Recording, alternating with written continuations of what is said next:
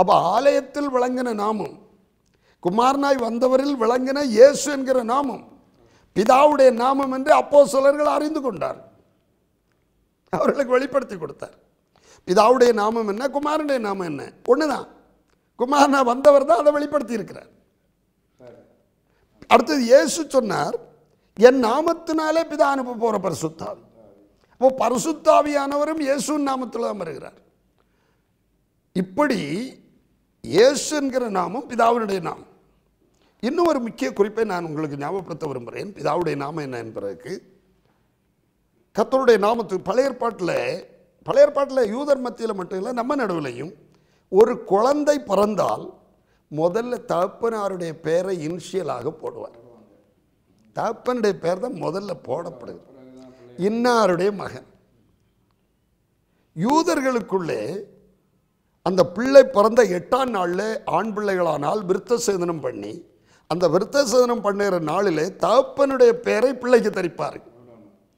அது லூக்கா 1ஆம் அதிகாரம் 59ஆம் வசனத்தில் யோவான் ஸ்நாபகன் பிறந்தபோது தகப்பனாகிய சகரியாவும்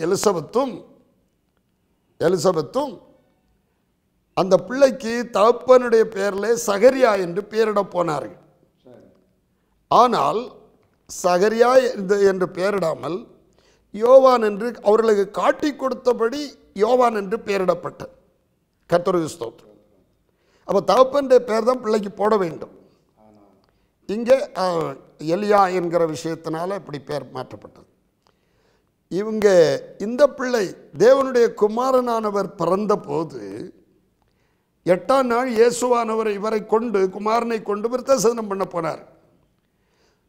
பிறந்த 8ஆம் நாள் அவரை விருத்த சேதனம் செய்ய கொண்டு போன போது அவர்கள் அந்த பிள்ளைக்கு தரித்த பெயர் இயேசு. நல்லா கவனிக்கணும், தகப்பனுடைய பெயராகும் பிள்ளைக்கு போடணும். மாம்சத்தின்படி தோற்றத்தின்படி தீர்ப்பு செய்தால் பிள்ளையுடைய தகப்பன் யோசேப்புன்னு வந்துடும். இல்லை, அவர் யோசேப்புக்கு மகன் அல்ல, பிதாவின் குமாரன். அப்போ பிதாவுடைய நாமம் என்ன, குமாரனுடைய நாமம் என்ன? பிதாவுடைய நாமம் ஆலயத்தில் தரிப்பிக்கப்படணும். 8ஆம் நாள் இந்த பிள்ளைக்கு இயேசு என்கிற பெயர், பிதாவின் பெயர் தரிக்கப்பட்டது.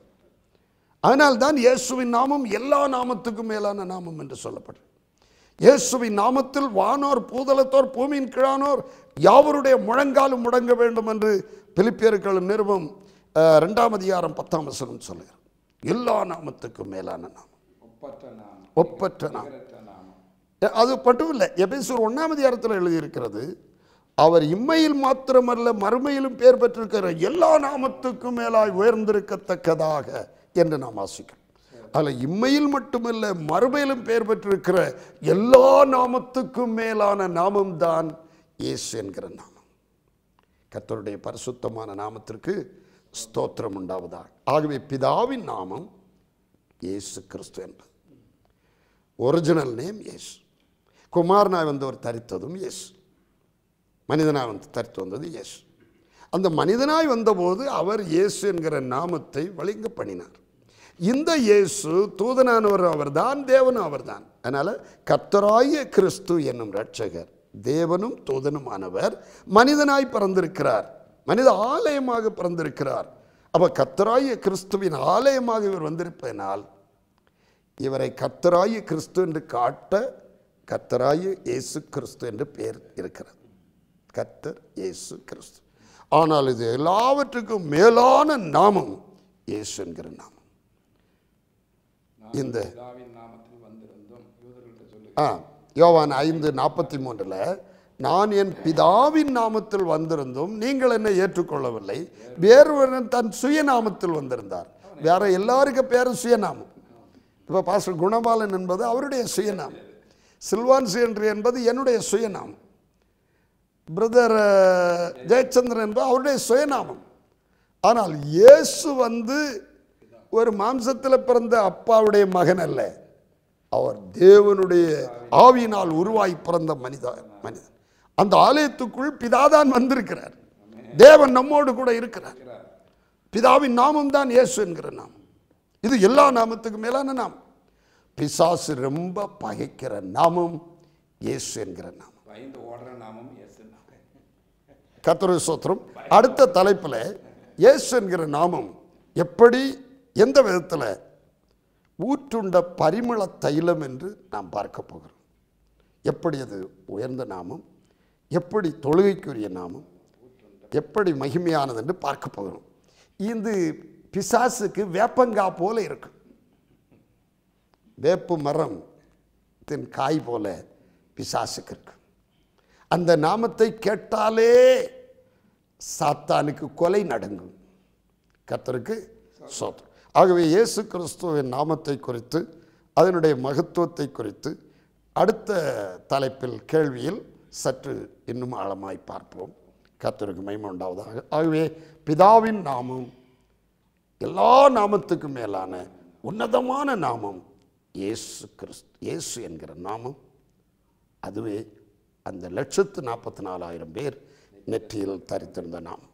இந்த நாமம்தான் சூரியன் உதிக்கும் தசை தொடங்கி அஸ்தமிக்கும் தசை வரைக்கும் ஜாதிகளுக்குள் மகத்துவமாக இருக்க வேண்டிய நாமம், உயர்த்தப்பட வேண்டிய நாமம், சுத்தமான தூபமும் காணிக்கையும் செலுத்தப்பட வேண்டிய நாமம் இயேசு என்கிற நாமம். இந்த நாமம் தரிப்பிக்கப்பட்டது அவருடைய வரைக்கும் போக முடியும். அவருடைய மணவாட்டியாக அவருடைய நாமம் தரித்தவர்கள் தான் போக முடியும். ஐயன்னா 2 நாளாகவும் 7:14 சொல்கிறார், என் நாமம் தரிக்கப்பட்ட என் ஜனங்கள். இயேசுவின் நாமம் தான் நம்ம தரிக்க வேண்டும். 26:3 என் நாமம் தரிக்கப்பட்ட என் ஜனங்கள் என்னிடத்தில் கூட்டங்கள். ஏசாயா 43 நான் 6:7 இருக்கு. நான் வடக்கை நோக்கி கொடு என்றும் தெற்கை நோக்கி வைத்திராதே என்று சொல்லி தூரத்திலிருந்து என் குமாரரையும் பூமியின் கடையாந்திரத்தில் என் குமாரத்திகளையும் நான் என் மகிமைக்கென்று சிருஷ்டித்து உருவாக்கி படைத்து என் நாமம் தரிக்கப்பட்ட யாவரையும் கொண்டு வா.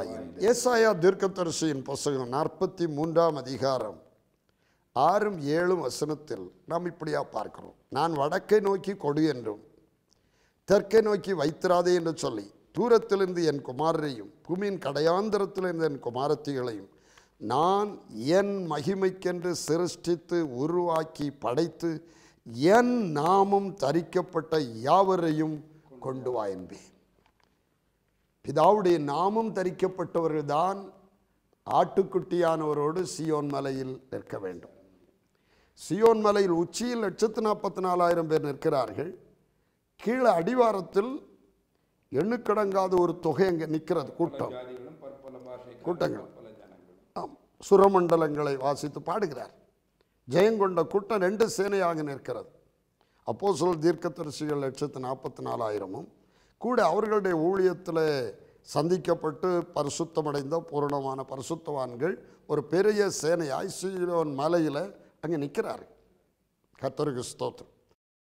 அப்போஸ்தலர் நடபடிகள் 15 அதிகாரம் 14 வசனத்தில் தேவன் புறஜாதிகளிலிருந்து தமது நாமத்திற்காக ஒரு ஜனத்தை தெரிந்து கொள்ளும்படி முதல் அவர்களுக்கு கடாட்சித்தளின விவரத்தை சிமியோன் விவரித்து சொன்னாரே.